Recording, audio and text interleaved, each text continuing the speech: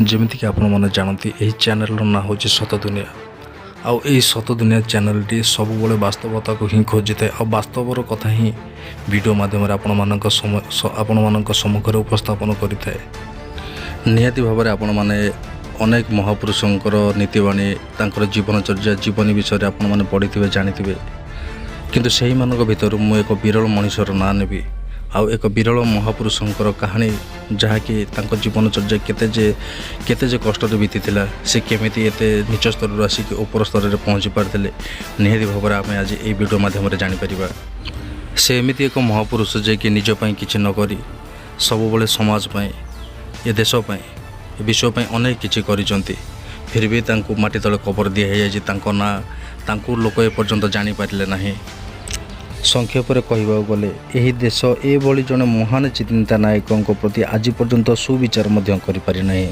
यार अर्थ कौन हो पारे कारण यार अर्थ होची चिंता नायकों विश्व चिंतन को यही देशर जनसाधारण ठारू दूरे रखा निहाती भाव में आपण मैंने जानिथिबे यही पृथ्वी अनेक महामनीषी को जन्म देइछि जो माने निम्न स्तर आसी सर्वोच्च सोपान उपनीत होगा सक्षम होइचंती किंतु विश्व इतिहास रे सही विरल व्यक्तित्व होउचंती भारत रत्न डॉक्टर भीमराव रामजी आंबेडकर।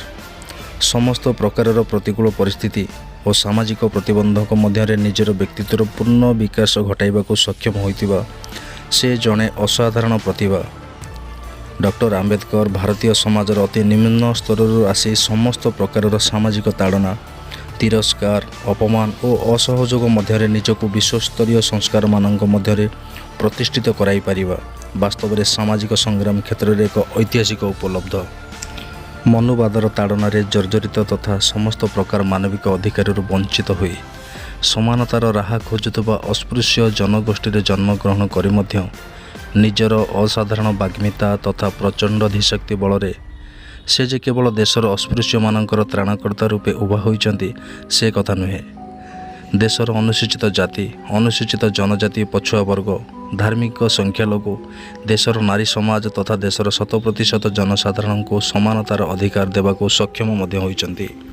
जदि देखा जाए देश में समता स्वतंत्रता भातृत्व और न्याय रूपक समाज व्यवस्था प्रस्तावित कराइबाकू शेष निश्वास पर्यंत अनवरत कार्य करथिले से एवं देशर शिक्षा व्यवस्था स्वास्थ्य व्यवस्था परिमल व्यवस्था कृषि व्यवस्था जल संपदर सुविनियोग निमंते समस्त बृहत नदीगुड़िकर संयोगीकरण करने ता छड़ा देशर अनेक भाग लोकों को बन्या दायरू रक्षा करने तथा विद्युत उत्पादन निमंते बृहत जलसेचन प्रकल्प प्रस्तापनर मार्गदर्शक से थिले देशर शक्ति पावर ऑफ ग्रिड क्षेत्रर सूत्रधर।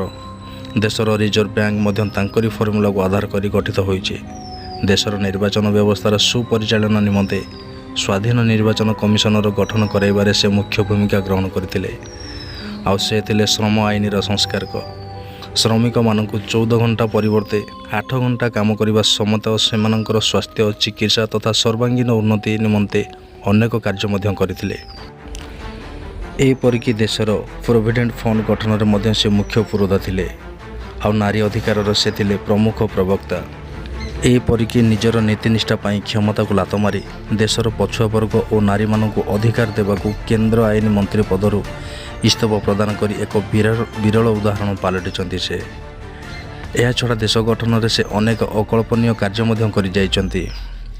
ए सब सत्वे अनुसूचित समाज प्रति जेपरि अत्याचार और अविचार करा जाउथला ताहा आज मध्य बलवत्तर रहिछि। ठीक सही भली यही देश एभली जड़े महान चिंता नायकों प्रति आज पर्यंत सुविचार करिपारि नाही। कौनसी पाठ्यपुस्तक संबंध में लेखाटिए मध्य प्रकाश करा जाउ नाही। यार अर्थ यही चिंता नायकों विश्व चिंतन को यही देशर जनसाधारण ठारू दूरे रखा। ए सब सत्वे आज विश्व में तांकर विचारधारा जनादृत हो चली। निकटरे कोलंबिया विश्वविद्यालय तांको ज्ञानर प्रतीक जहाँकि सिंबल ऑफ नॉलेज रूपे प्रतिपादित करिछि। आ बाल्यकाल अस्पृश्यतार ताड़न जर्जरित बालकटीए जे देशर समस्त विधि समस्त व्यवस्था समस्त चिंता और समस्त चेतना को ओलट पालट करी समतार एक नूतन किरण में समस्त को उद्भासित करदेव एपरि अविश्वसनीय कार्य करिथिबा सेही विश्ववंदनीय बोधिसत्व बाबा साहेब डॉक्टर आंबेडकर को यही देश जनसाधारण जानी पारले नाही। डॉक्टर भीमराव आंबेडकर संपूर्ण जीवनी संपूर्ण कहानी विषय में आपण मानक अवगत कराइबी किंतु वीडियोटी लंबा हो कारण एतिक आपण मान पाखर विरति नौची। नेक्स्ट वीडियो निश्चित भाव में मु बाबा साहेब बाल्यकालर संपूर्ण तांको शिक्षा उपर केमिति कौन कटकणा जारी रही से सब विषय आपण मान सम्मुख उपस्थापन करी से पर्यंत आमको बिताई दिंतु। जो मैंने चैनल नुआ अच्छा निहाती भाव में चैनल को सब्सक्राइब करके पाखे बेल आइकन को दबाई रखु जिते बड़े भी मुझे रिलेटेड वीडियो अपलोड करी सीधा सड़क भाव आप पाखे नोटिफिकेशन पहुँची पार।